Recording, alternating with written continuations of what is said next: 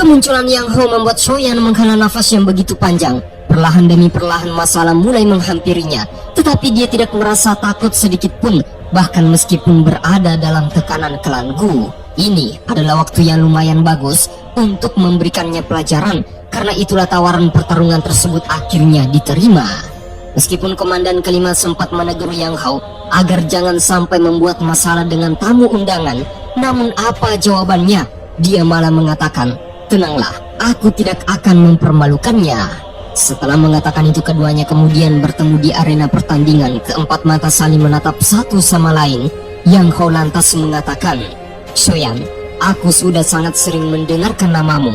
Dan setelah mengucapkan nama Shoyan, gemuruh gemah percakapan seketika pecah di arena penonton. Ternyata orang yang bernama Shoyan masihlah sangat muda, tetapi tidak disangka dia telah mencapai level alkemis tingkatan 8. Sungguh bakat yang luar biasa. Tetapi tidak heran dikarenakan dia adalah murid turunan langsung dari Yosunshi.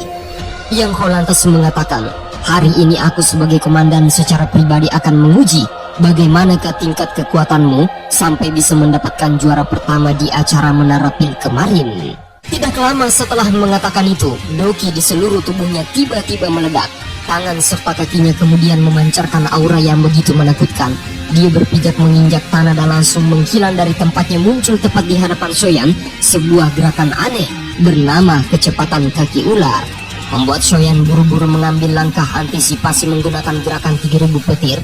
Dalam pertukaran pertama itulah Yang Ho merasa sangat tercengang. Kecepatan keduanya tampaknya cukup seimbang. Yang Ho mulai merasa kesulitan untuk menjatuhkan lawannya, sehingga dengan rasa tegas serta percaya diri, dia lantas menegaskan, "Aku tidak percaya tidak bisa mengalahkanmu hanya karena kualitas skill yang kau miliki." Setelah mengatakannya, tangannya tiba-tiba membentuk sebuah rapalan segel dewa. Lingkaran Doki kemudian berputar di hadapannya. Shoyan tidak bergeming dari tempatnya, berpijak, pandangan matanya hanya terfokus ke arah Yang Ho berada. Wajah Lingkuan di arena penonton mulai memasang ekspresi suram. Bahkan komandan kelima yang melihat pertarungan tersebut pun bisa merasakan bahwa pemuda yang bernama Shoyan bukanlah orang biasa. Bahkan aku yakin serta percaya Yang Ho belum selevel dengannya. Tepat ketika keterampilan segel tanah kemudian terbentuk, dia kemudian melepaskannya menuju ke arah Shoyan. Shoyan segera membentuk sebuah formasi menggunakan rapalan segel tangan yang sama. Tetapi keterampilan yang dikeluarkannya kali ini cukuplah berbeda. Sebuah retakan di tanah mulai terlihat. Pilar magma panas membentuk tornado bercampur dengan angin, muncul tepat dan langsung menghantam Yang Ho dari bawah. Kecepatan di luar ekspektasi bahkan membuatnya tak mampu melihat arah serangan tersebut. Sehingga pada akhirnya tubuh Yang Ho terhuyung terpental dengan keras menabrak pilar batu. Dan pada akhirnya pertandingan tersebut pun kemudian berhasil dimenangkan oleh Shoyan. Suara tepuk tangan menggelegar. Lingkuan mengepalkan tinjunya dengan amarah. Bagaimana bisa bocah ini menjadi begitu kuat? Komandan saja dia mampu menarik perhatian nona muda. Kekuatannya hampir mirip dengan apa yang dimiliki oleh saudara pertama. Kekalahan memalukan itu membuat Yang Ho sempat merasa tak terima. Harga dirinya serasa diinjak-injak dan bahkan telah menghilang saat disaksikan oleh puluhan mata di depan umum. Dia kemudian berniat untuk melancarkan serangan lanjutan ke arah Shoyan. Doki di seluruh tubuhnya tiba-tiba meledak tak terkendali. Melihat pemandangan itu, ada 4 sosok manusia yang berada di kursi penonton, terdiri dari 3 laki-laki dan 1 perempuan. Mereka berbicara satu sama lain bahwa meskipun pemuda yang bernama Shoyan ini hanya berada di bintang 5 dusun, tetapi kekuatan Dokinya terlampau jauh melimpah dibandingkan dengan apa yang dimiliki oleh Yang Ho. Itu semua disebabkan dukungan api surgawi di tubuhnya. Di sisi lain, aku bisa merasakan bahwa persepsi spiritualnya berada di tingkatan tertinggi. Mereka berempat menghela nafas yang begitu panjang. Hari ini sangatlah ramai. Tampaknya anggota klan Gu tidak begitu menyambut kedatangan Shoyan. Tepat ketika serangan Yang Ho hendak dilancarkan, tiba-tiba suara bergema dari atas mengatakan, "Kau benar-benar mempermalukan klan Gu kami." Nah, sosok yang disebut sebagai komandan kedua tentara hitam bernama Ling Shu ternyata juga datang. Lingkuan serta komandan kelima menangkupkan kedua tangan ke arahnya. Shoyan mengerutkan wajah sembari merasakan bahwa orang yang bernama Ling Shu ini kemungkinan berada di bintang 6 dusun. Awal mula kedatangannya dia sempat ingin membela Yang Ho yang telah dibuat babak belur serta dipermalukan. Bahkan dia berniat untuk ikut menantang Shoyan bertarung. Namun, beruntungnya salah satu penatua yang bernama Gu Sun datang. Dia mencoba untuk menjadi penengah sebelum kekacauan semakin berlarut. Dia menegaskan kepada Lin Xiu serta Yang Hao bahwa omong kosong apa yang kalian katakan. Sebagai tuan rumah, kalian semua sudah mempersulit tamu dari klan Gu kami di depan banyaknya orang. Mendengarkan kalimat amarah itu, Lin Xiu serta Yang Hao mau tidak mau harus mendengarkannya. Tetapi sebelum meninggalkan tempat tersebut, dia lantas menatap Shoyan sembari berkata, "Anggaplah dirimu beruntung kali ini. Jika kau bijaksana, maka tinggalkanlah klan Gu secepat mungkin. Dikarenakan kedatanganmu ke tempat ini hanya akan membuatmu mendapatkan penghinaan." Nah, setelah itu Shoyan lantas menangkupkan kedua tangan ke arah tetua Gu Sun sembari berterima kasih. Gu Sun berkata, "Satu anggota klan Shou akhirnya datang kembali ke klan kami setelah sekian lamanya. Namun anak muda di tempat ini cenderung suka mencari masalah. Karena itulah, di masa depan kemungkinan kau akan mendapatkan begitu banyak masalah. Semoga kau siap untuk bertemu dengan mereka." Pertarungan terhenti. Shoyan juga berniat untuk meninggalkan arena. Namun tepat ketika dia ingin melangkah, tiba-tiba ada semacam perasaan dari dalam tubuhnya yang menandakan bahwa api surgawi miliknya tiba-tiba berfluktuasi, tampak seperti sebuah panggilan. Pandangan bola matanya kemudian menatap ke arah sudut arena penonton. Dia melihat seorang wanita dengan simbol api di dahinya. Apakah perempuan ini adalah orang yang berasal dari klan misterius yang pernah disebutkan oleh gurunya, salah satu anggota dari klan Yan? Kedua pasang mata kemudian tampaknya menunjukkan ada sebuah reaksi satu sama lain, dan hal itu memberikan simbol khusus bahwa mereka berdua memiliki api surgawi.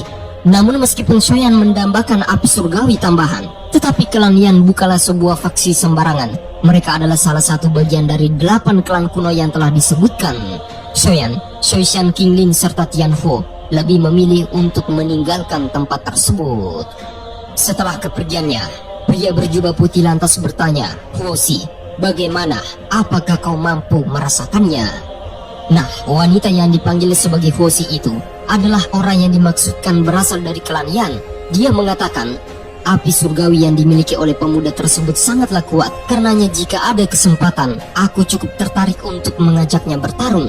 Aku ingin tahu, api surgawi manakah yang paling kuat? Apakah teratai merah peringkat ke-7 milikku, ataukah api surgawi miliknya? Sementara Sim kembali berpindah di lokasi Shoyan, Shoishan semakin cemas dikarenakan beberapa pimpinan dari para komandan tentara hitam mulai memojokkannya. Di sisi lain, masih ada posisi 4 jenderal besar di klan Gu. Dengan bakat serta potensi mereka, persyaratan terendah untuk bergabung di dalam Raja Tentara Hitam minimal harus mencapai ranah Banseng. Shoyan menyuruh sahabatnya untuk jangan terlalu dipikirkan. Jika memang itu adalah sebuah masalah yang harus menimpanya, maka bukankah tidak ada cara lagi untuk menghindarinya? Baru saja mengatakan itu, tiba-tiba suara bergema di hadapannya mengatakan, "Oh, kau adalah Shoyan dari klan Shoya."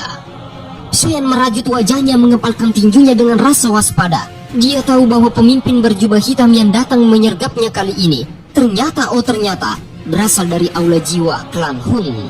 Tetapi mengapa bisa dia bertemu dengan orang-orang mereka di klan Gu? Lelaki berjubah hitam itu lantas tertawa mengatakan, "Bocah, tidak perlu bertindak seperti itu. Untuk menangkapmu bukanlah tugasku. Karena itulah aku tidak peduli denganmu. Aku hanya datang ke sini karena ingin tahu seberapa jauh klan Shou bahkan sudah mampu menekan klan Hun milikku." Namun sayang, ocehan yang diucapkannya tidak membuat teman-teman Shou yang terpengaruh sedikit pun. Doki di seluruh tubuh mereka tiba-tiba meledak begitu hebat. Bentrokan kedua serangan seketika pecah di alun-alun terbuka. Pemimpin berjubah hitam itu lantas menegaskan, "Alasanku datang ke sini bukanlah untuk menyerangmu, tetapi aku hanya ingin memberikan saran bahwa melawan klan Hun tidak akan membuahkan hasil yang baik untukmu." Shoyan membalas dengan rasa amarah, "Cepat atau lambat kau akan menelan semua kata-katamu." Pemimpin berjubah hitam itu tertawa lepas mengatakan, "Aku sangat menantikan hari itu tiba. Di sisi lain, aku pikir akhir dari hidupmu tidak akan jauh berbeda dari apa yang dirasakan oleh leluhurmu Shosuan. Ingatlah namaku, Hunya. Nenek moyangku adalah salah satu generasi yang mampu melukai Shosuan kala itu sampai mengakibatkan kematiannya. Karena itulah di masa mendatang, mungkin aku juga adalah orang yang akan menghabisimu. Itu semua berjalan dengan takdir dan kau tidak akan bisa menghindarinya. Setelah mengatakan itu, Hunya kemudian meninggalkan klan Gu. Amarah di hati Shoyan benar-benar meluap tak terkendali. Dia bersumpah sampai mati bahwa orang-orang dari Istana Jiwa akan segera membayar semuanya. 3 hari telah berlalu. Shoyan terus memikirkan kemunculan Hunya Aula Jiwa kemarin. Dia tidak bisa meremehkannya.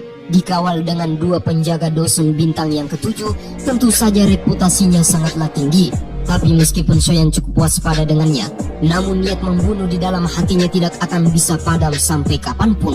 Dia bersumpah akan membuatnya menyesal sampai mati. Singkatnya, pada hari itu juga semua orang akhirnya telah berkumpul, dikarenakan pintu masuk menuju ke alam Gu akan segera terbuka.